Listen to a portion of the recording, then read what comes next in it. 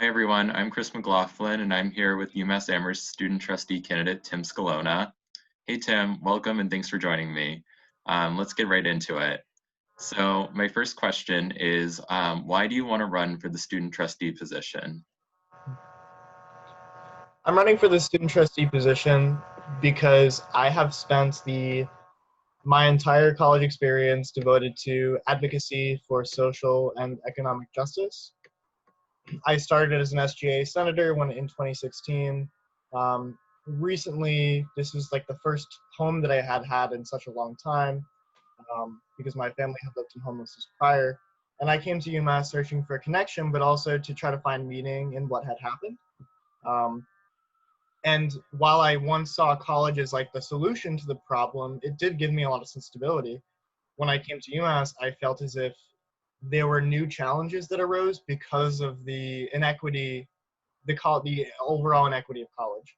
Um, so getting involved with the SGA, I tried to, one, explore what it means to be a first generation low income student at a university like UMass, um, and then also tried to start dialogue on social class, um, class privilege, and how that manifests at the university.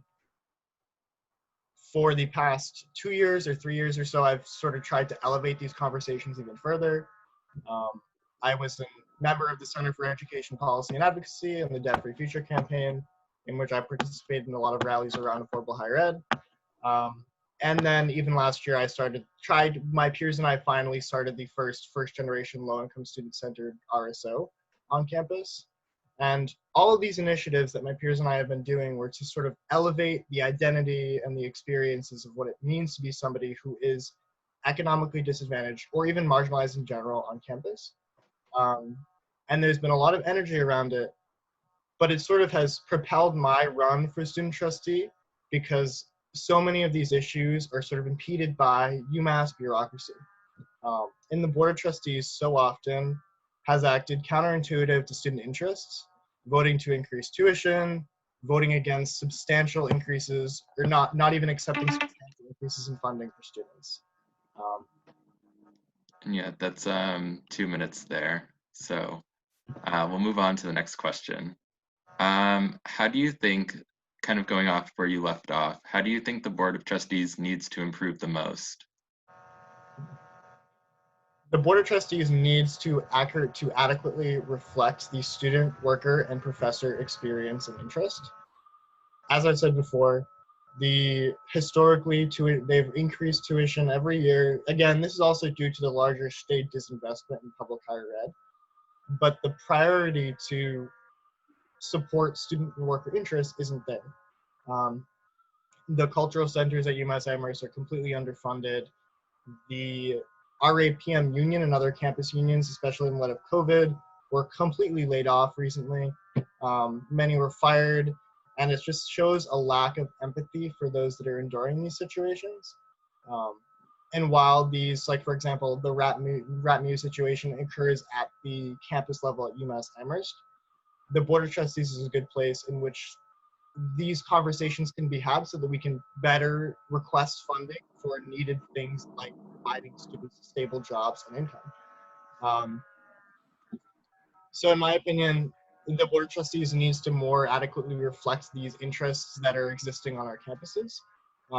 Because as of now, many of the representatives are appointed by the governor and are very invested in the financial industry, which has its own conflict of interest complications there because it raises the question, are they actually reflecting the interest that is reducing increasing college affordability, access, opportunity, when there's a major economic diversity and racial diversity and inequity on our campuses, which is why it sort of lends my platform point of the eventual abolition of this Board of Trustees entity so that we can create one that is democratically constructed at each college university that is like democratically elected from teachers, workers, and students.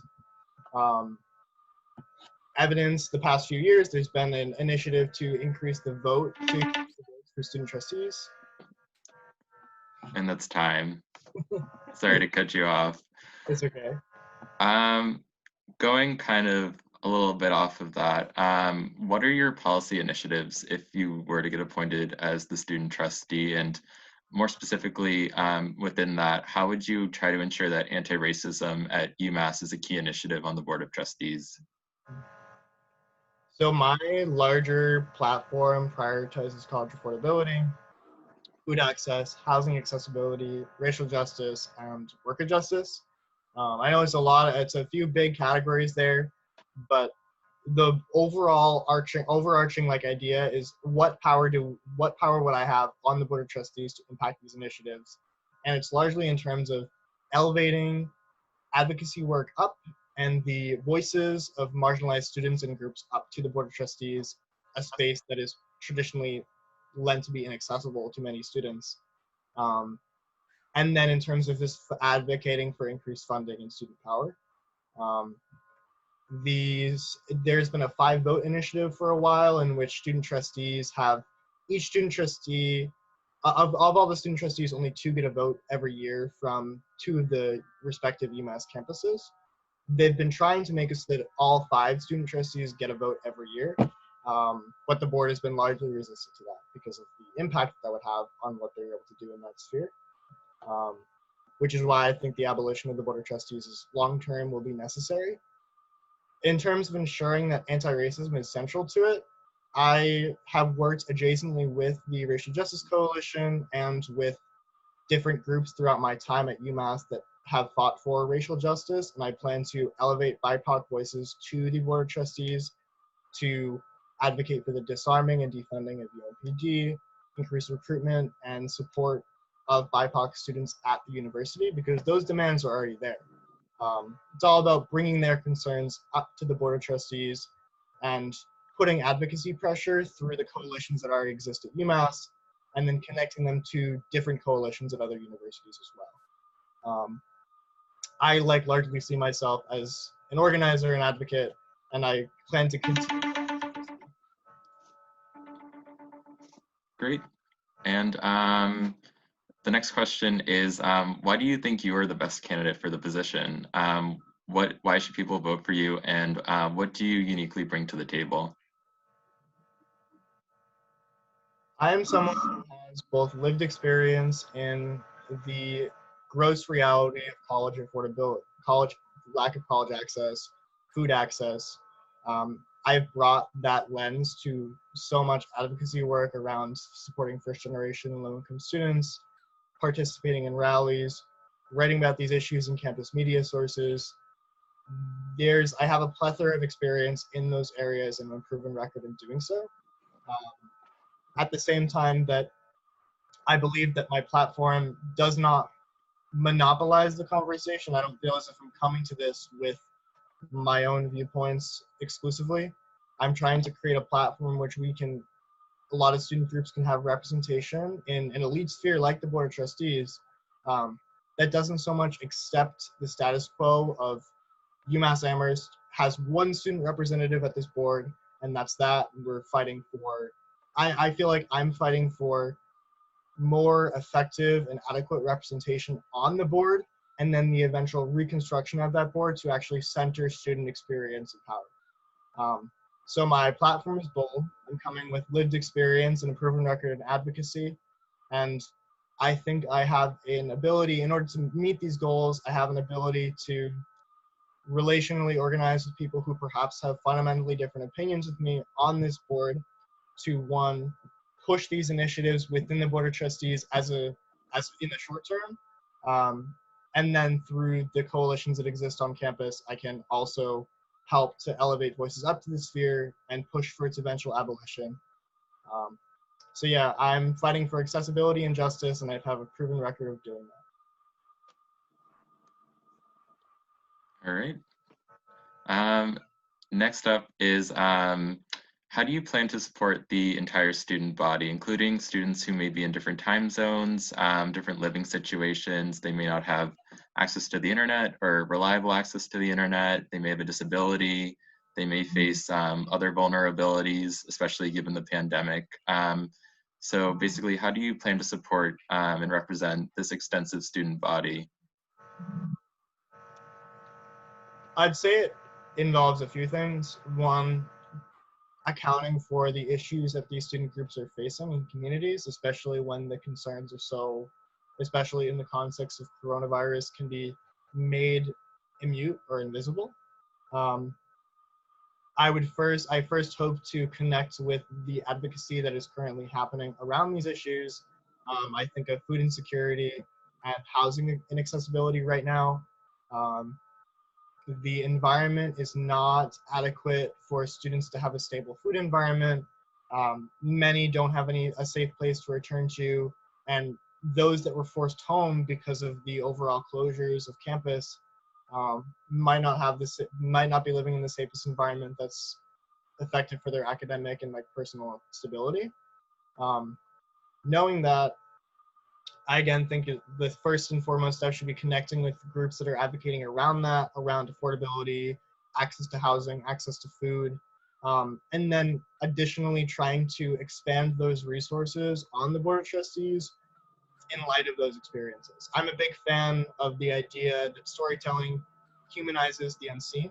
Um, and I think in humanizing the experiences that these students are going through and not pushing them to the side or using their stories as a form of trauma porn for privileged communities to learn from, elevating their concerns to the Board of Trustees and making it known that these concerns are not just a statement for them to listen to, they are a call for action and they need to address them.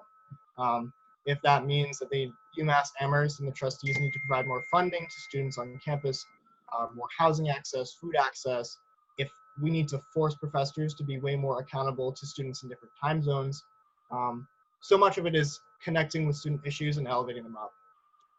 Well, I don't know everything. Sorry to cut you off.